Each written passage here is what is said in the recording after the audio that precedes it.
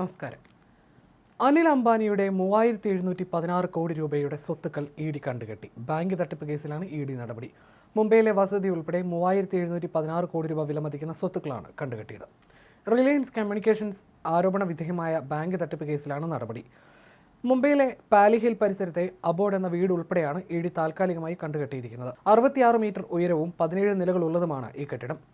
Indian ശിക്ഷാ നിയമത്തിലെ 120B, 406, 420 വകുപ്പുകൾ പ്രകാരവും 1989 അഴിമതി നിരോധന നിയമത്തിലെ ബന്ധപ്പെട്ട വകുപ്പുകൾ പ്രകാരവുമാണ് CBI ഇതിൽ കേസ് രജിസ്റ്റർ ചെയ്തിരുന്നത്. നേരത്തെ 473.17 കോടി രൂപയുടെ സ്വത്തുക്കളും ഇ ഡി താൽക്കാലികമായി കണ്ടുകെട്ടിയിരുന്നു.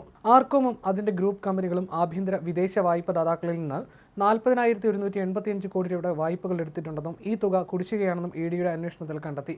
പാലിഹിലിലെ വസതി അനിൽ അംബാനിയുടെ കുടുംബാംഗങ്ങളുടെ സ്വകാര്യ കുടുംബ ട്രസ്റ്റായ റൈസ് ട്രസ്റ്റിലേക്ക് മാറ്റിയത് അനിൽ അംബാനിക്ക് ഈ സ്വത്തുക്കളിൽ പങ്കില്ലെന്ന് വരുത്തി തീർക്കാൻ വേണ്ടിയാണെന്ന് ഇ ഡി വക്താവ് പ്രസ്താവനയിൽ ആരോപിച്ചു.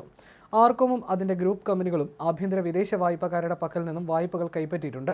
ഇതിൽ ആകെ 40,185 കോടി രൂപ തിരിച്ചടയ്ക്കാനുണ്ട്. ഇ ഡി അന്വേഷണത്തിൽ കണ്ടെത്തിയത് പ്രകാരം അനിൽ അംബാനിയുടെ കുടുംബാംഗങ്ങളുടെ സ്വകാര്യ ഫാമിലി ട്രസ്റ്റായ റൈസ് ട്രസ്റ്റിലേക്ക് ഈ പാലിഹിൽ പ്രോപ്പർട്ടി ഉൾപ്പെടെയുള്ള മറ്റ് ആസ്തികൾ കൂട്ടിച്ചേർക്കപ്പെട്ടു.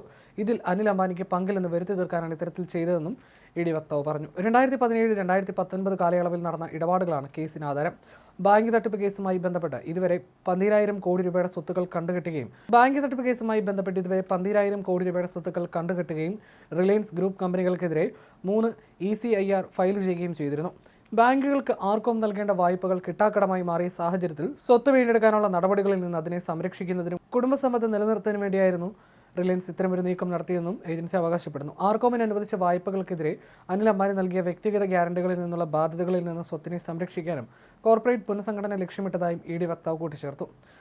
ഈ സ്വത്ത് പ്രതിസന്ധിയിലായ പൊതുമേഖലാ ബാങ്കുകൾക്ക് ഉപയോഗിക്കാനല്ല, മറിച്ച് അനിൽ അംബാനി കുടുംബത്തിന് പ്രയോജനകരമായി ഉപയോഗിക്കാനും സ്വന്തമാക്കാനും ഉദ്ദേശിച്ചുള്ളതായിരുന്നുവെന്നും ഏജൻസി ആരോപിച്ചു. അനിൽ അംബാനിയോ ആർകോം ലിമിറ്റഡോ പുതിയ സംഭവ വികാസങ്ങളിൽ ഇതുവരെ ഔദ്യോഗികമായി പ്രതികരിച്ചിട്ടില്ല. ഒരു സമയത്ത് ലോകത്തിലെ ഏറ്റവും വലിയ സാമ്പത്തിക തകർച്ചകളിലൊന്നായി വിലയിരുത്തപ്പെടുന്നതായിരുന്നു അനിൽ അംബാനിയുടെ തകർച്ച.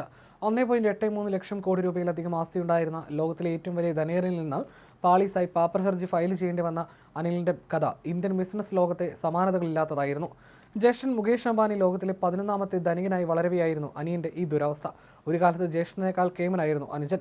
ആഗോള കോടീശ്വര പട്ടികയിൽ 6ാം സ്ഥാനം വരെ കണ്ടെത്താൻ അനിൽ അംബാനിക്ക് ഒരിക്കൽ സാധിച്ചിരുന്നു. എന്നാൽ എവിടെ വെച്ച് താളം തെറ്റിയ അനിൽ അംബാനിയുടെ സാമ്രാജ്യം കടങ്ങളിലേക്ക് കൂപ്പുകുത്തുന്നതായിരുന്നു പിന്നീട് കണ്ടത്.